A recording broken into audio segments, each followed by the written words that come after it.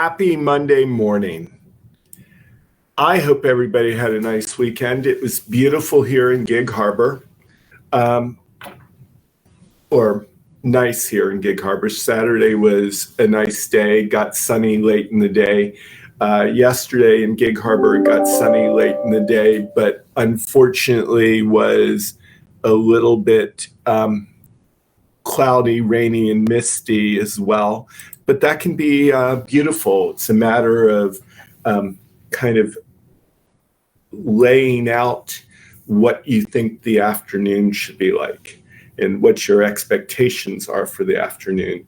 Not good kayaking weather, but it was a beautiful day for a hike in Gig Harbor, or actually up near Bremerton at a place called Yulin Tree Farms.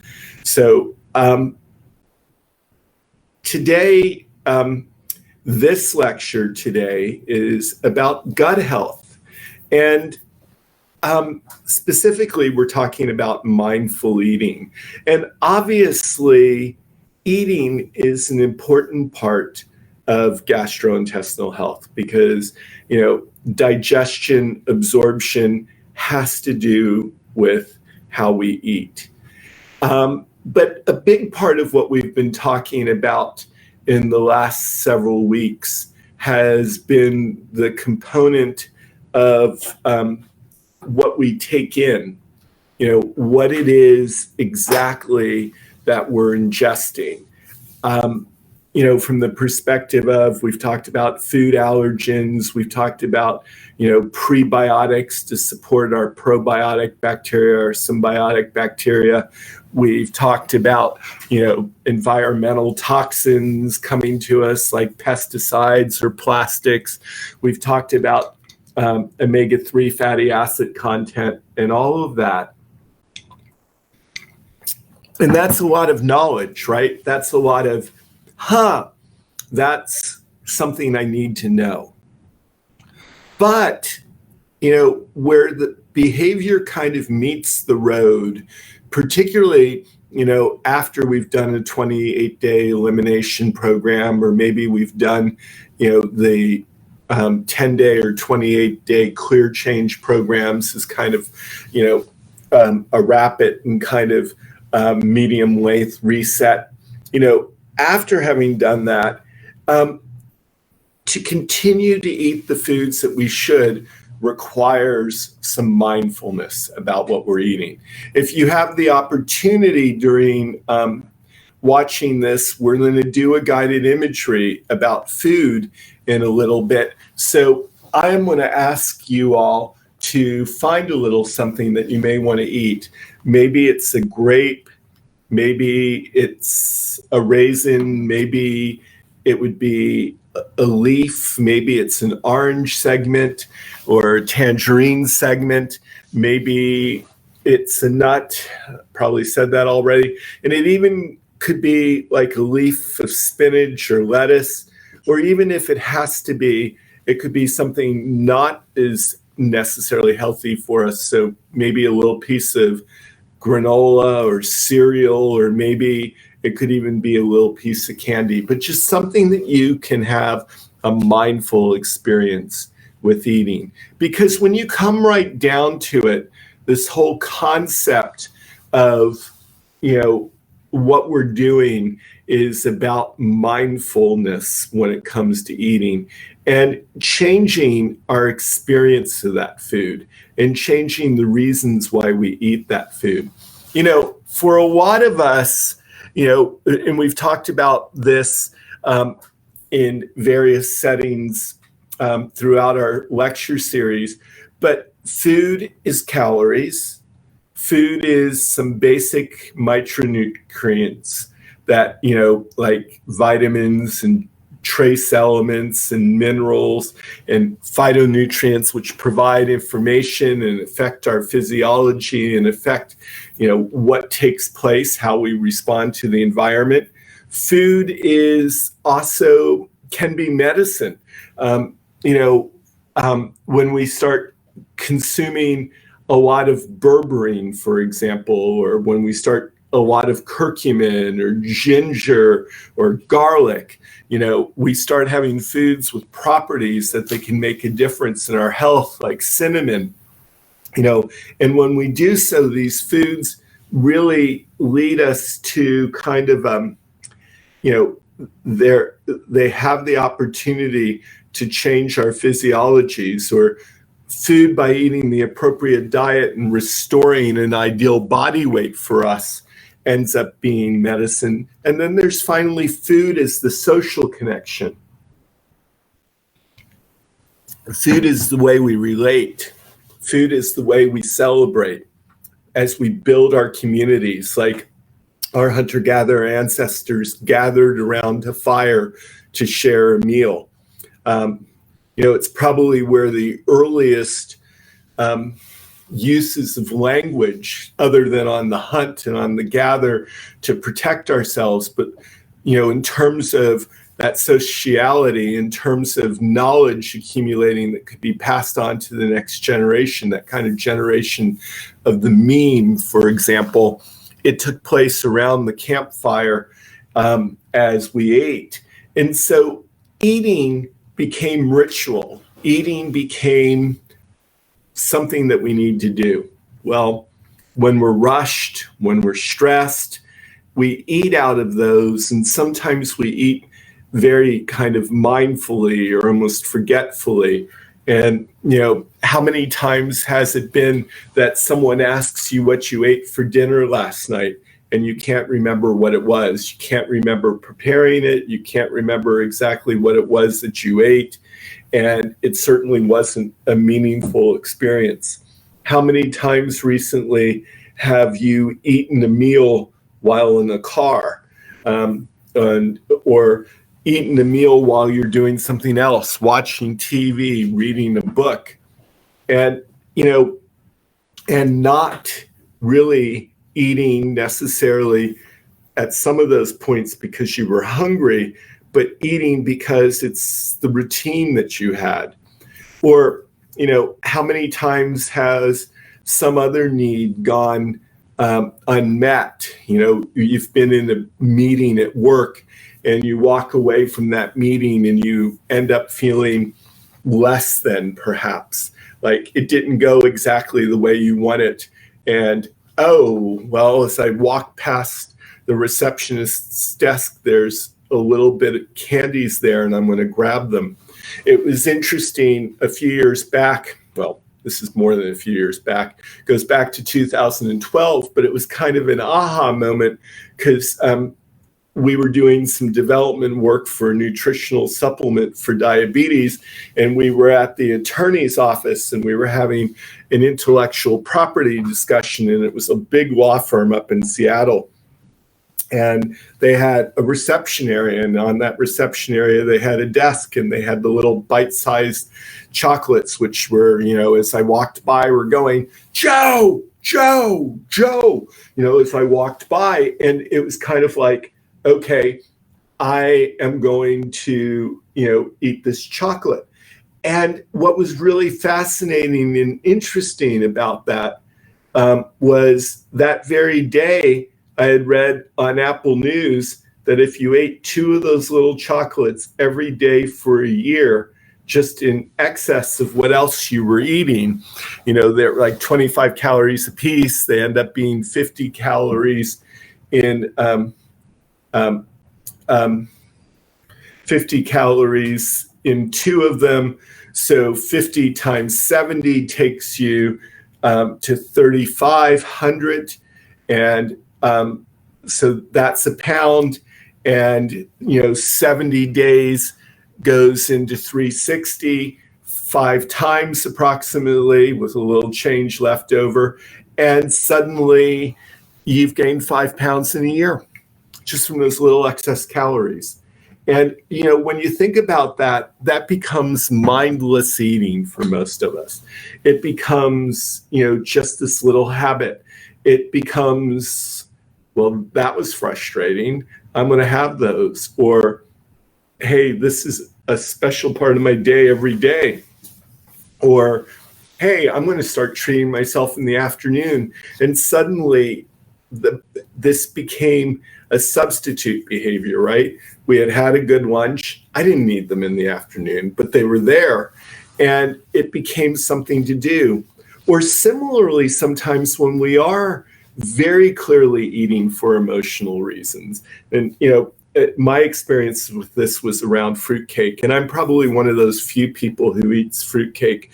But years ago, I was spending a Christmas alone, or at least Christmas dinner alone, and then I was going to be binge watching some TV show that I had gotten on DVD for Christmas, and I had gotten myself a small fruitcake, and I thought amazingly enough, it's hard to find fruitcake late in the holiday season, and I'd been shopping just a couple days before Christmas, so I had this little fruitcake. It was about an inch and a half wide, an inch and a half high, and about 8 inches long, and I thought, this is perfect because it's not too much. It's really a one person potential 2 servings of fruitcake.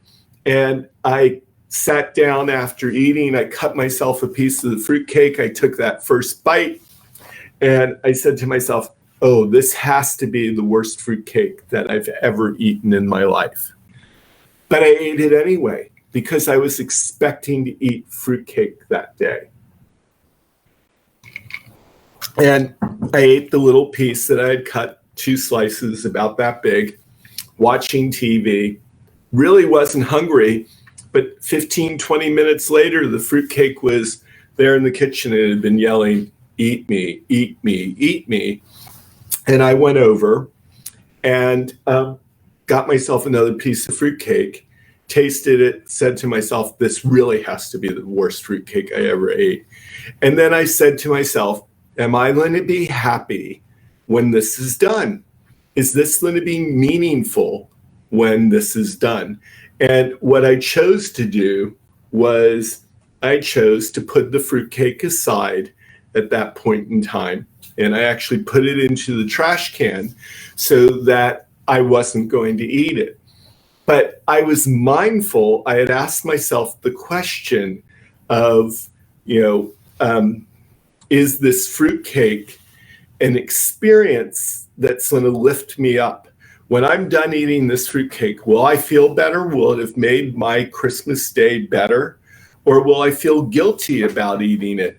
And really, that speaks to one of these pieces. We've been talking a lot in some of our other programs, not so much this gut health one, but we'll be addressing this issue when we talk about self-care and stress management in terms of gut health next week. But we've been talking about the issue of how do we care for ourselves? How do we, maintain, our decision making? Like, is this a functional decision for us? Is it going to get us to our goal? If I'm pretty much at my ideal weight and I've been eating well all week long and my health is in a relatively good place, if I want to have an indiscretion on Saturday night, how should I look at that? Should I end up eating more than I should have, or should I have some alcohol that night, which would have kicked me out of ketosis, or should I do something else that I don't normally want to do from a food perspective and do it, and then afterwards be like, oh God, I feel kind of guilty about that and the whole night shot, so I may as well do this and this and this. And then you wake up the next day and you go, I knew I couldn't do this, and I feel so guilty about it. I'm just going to eat. And then suddenly you've broken your pattern of good behavior. Or are you going to look at it from the perspective of, I can probably afford to do this tonight, particularly if I'm careful about what I eat tomorrow. So, the opportunity then becomes one of, kind of doing a functional cheating. And when doing it, to really appreciate the food. If I'm someplace and they have, maybe it's relatively healthy to order the organic grass-fed. Should I have the French fries? Well, maybe I do, but then I do it mindfully. I do it from the perspective of knowing that what the consequences are going to be. I say this a lot to people about health plans. Like, our high protein, high phytonutrient health plan doesn't include having a glass of wine on it, because though the program is not deliberately crafted to be a ketotic program, a lot of people, particularly by the time morning rolls around, have had several hours of ketosis, which is a good thing. It helps restore the liver. But alcohol kicks us out of ketosis. So, does that mean I can't do the program and have a glass of wine? Does it mean that I'm being a horrible person if I have a glass of wine? No, but it should change our expectations. If during our clinical work we demonstrated a 1% total body weight loss per week over 13 weeks without the alcohol, consuming alcohol and knowing that it was kicking us out of ketosis, we should accept maybe less, maybe 0.5% a week. And so we have a different expectation, and we have a different functional outcome. So when it comes to eating, and again, for those who are listening, this would be a good time to run off to your cabinet and get yourself a grape, an orange slice, a raisin, a nut, a leaf of spinach or lettuce to nibble upon, something maybe not so good like a piece of cereal or granola, or maybe even a piece of candy, or maybe a piece of dark chocolate, which would be better than candy, obviously, but something that we can nibble on in a few minutes because we're going to do an exercise. But, when you look at these pieces, it comes down to, hey, how am I mindful about my food? How do I take it from being an unconscious experience driven by emotion to making it an experience that feels really good for me? So we're going to run through a mindful eating exercise. So I'd like everybody to go and get their food at this point. I'll give you just a minute or so to do that, and then come on back and we will begin.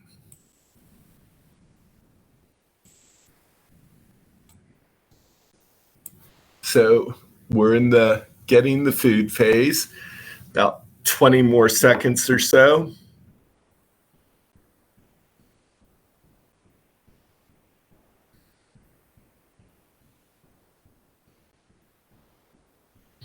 All right. So I'm going to assume that you have some food. So I'd like everybody just to go ahead and place it in your open palm, perhaps holding your hands like this, and don't eat it yet. And I want everyone to sit upright, back straight, legs uncrossed, eyes closed perhaps, and let's just hold the food in our hand and yet just breathe in a moment in preparation, taking in some nice, gentle, easy breaths and holding it for a second and then letting it out.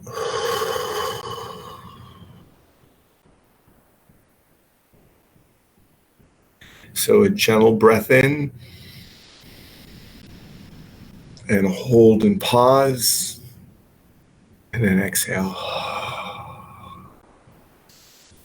Breathing in and breathing out, allowing ourselves to find our own rhythm. And as you breathe, I'd like you to pick a one-word intention for you, something you want to get more of in your life, whether it's health or wellness or love or forgiveness, whatever that word is, continuing to breathe, continuing to hold the food, picking a word for you. So open your eyes now and look at the food. What do you observe? Is it colorful? Does it reflect light? Is it shiny or is it drab? What does it look like? Is it irregularly shaped? Is it smooth and round? Is it look appealing? Or are you a little bit concerned about your choice? Pay attention to what you noticed. And now allow your eyes to close again and pick the food up and hold it in your hand and feel it. Touch the food for about 10 seconds. What do you observe? Is it sticky? Is it dry or wet? Is it rough or smooth? Is it warm or cool? What do you notice about the food that you've got in your hand?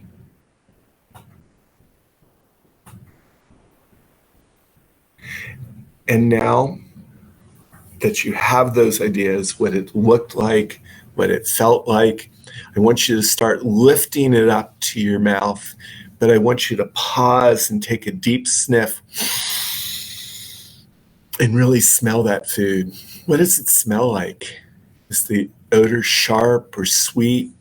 Is it musty? Does it smell like the earth or a garden, or perhaps like a bakery or a chocolatier? What does it smell like? And now put the food on your tongue, but don't chew yet. Just let it sit. What sensation do you notice? What taste? Is it sour, sweet, or salty, or bitter, or even an unctuous feeling, kind of almost a fatty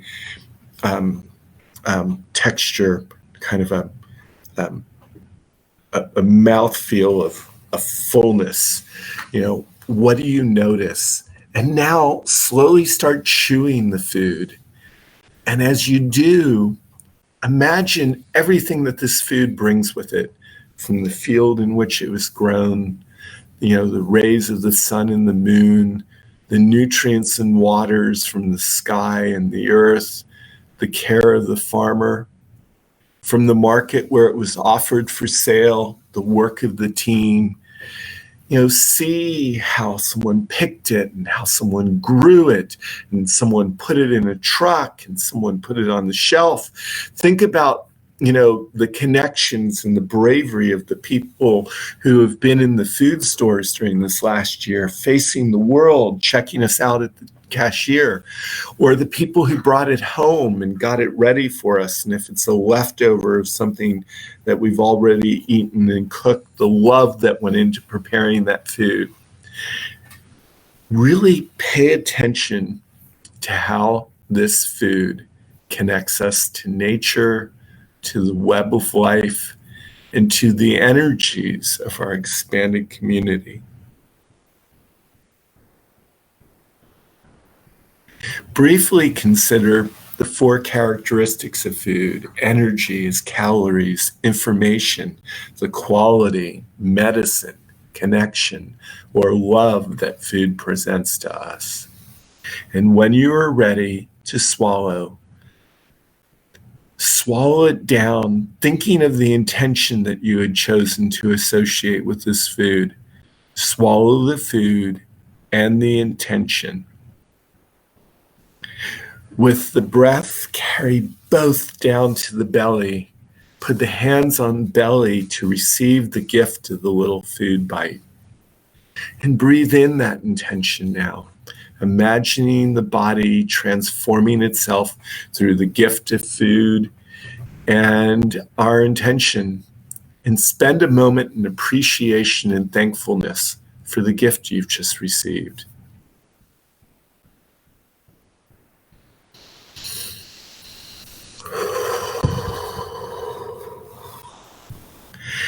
And as we think about our belly, think about it being soft, think about it rising with the in-breath, and return to our breathing for just a moment.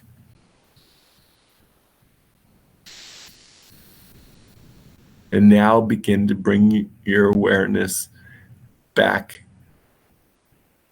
to the room where you are. And with a deep breath, perhaps a wiggle of your toes, open your eyes with perhaps a smile on your face. So I hope that experience was a good one. I hope it taught you a little bit of something about the food, the thankfulness that goes into it, the appreciation, the gratitude. If we're a person who plays a role in preparation, if we're cooking for our family, we cook with love. It's service. It's that connection. We're all intimately connected.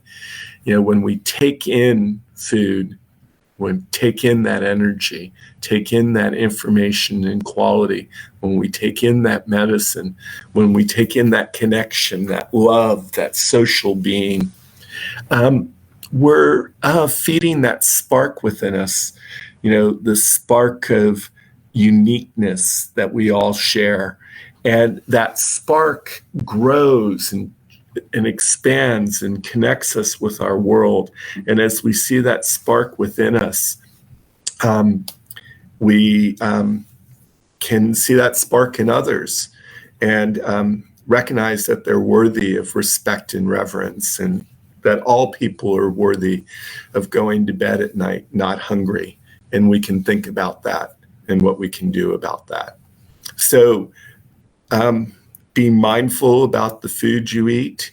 Make it an experience of sharing and connection and growth. Take the information from it, make it functional for you. Make it a mindful choice.